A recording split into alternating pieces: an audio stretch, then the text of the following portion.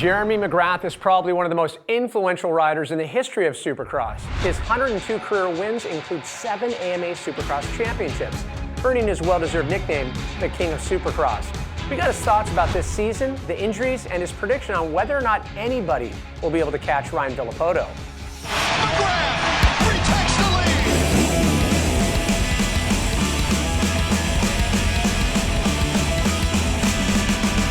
Villopoto face plants. Daytona was a muddy mess. Obviously, you guys saw that on TV. The conditions are, when they're like that, they're super, super treacherous. Watch him right here through this wet section. See, he tries to keep the front wheel up once again. My very first 250 East Coast race back in the day was at Daytona like that, and I just pulled off the track. Yeah, I wasn't feeling it for those guys. I'm sure they weren't very happy about being out there. James Stewart, here he comes to take them a checkered flag. James Stewart's certainly one of the best riders we've ever seen ride a motorcycle. And here goes Stewart. Here he comes, drag racing, ball with his teammate. But some years he's just spot on a lot of races and only has a couple crashes, and then like this year he's had a crash just about every race. Down goes Stewart just like that. Funny thing is, no one can predict what James is going to do, and I'm not sure he can predict it himself either. Has it begun? As James Stewart charged towards a battle for the title. Ryan Dungey looking for his second win of 2012. He's done it! Ryan Dungey's done phenomenal all year long. What a courageous ride he had last week, because I know he had a shoulder problem, but it turns out it could have been collarbone. I mean, he almost won. He caught up to Ryan towards the end of the race. He just rode a great race, and if he was doing that with a broken collarbone, I mean, God, what a stud. So it's a bummer to see him out. You know, there's a lot of guys out this year, so I think he's going to stay up in the points for a while. If he can get that thing plated and be back out there in a couple weeks, I think he'll still have a good shot at finishing in the top 3. He's able to take the deep. Oh! It goes right over the bars!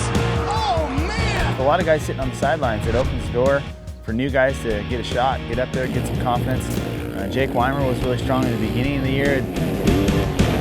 With Kevin Windham getting some momentum. I think Kevin Windham is going to make a run at Dungey. I think he wants that podium tonight. I think he's going to mentally be a little bit better, in a better space for the rest of the series. Still love watching this guy ride. He's so precise. Yeah, Millsaps rode great. It's not Daytona, that was pretty neat to see. Davey Millsaps puts the Joe Gibbs squad out front. One thing for sure is it's good for us fans to watch.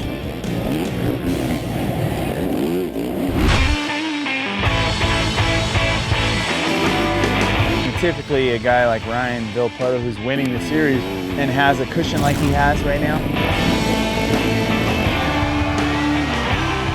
if he doesn't do anything really stupid, he'll win the Supercross title. But James is entirely capable of winning some races, and it's just unfortunate maybe at this point he's a little bit too far back, and with Dungey getting hurt, he was the next closest guy. So Ryan Villopoto can pick and choose his battles as he wants from here on out probably. But he can't really race by looking in the mirror too much.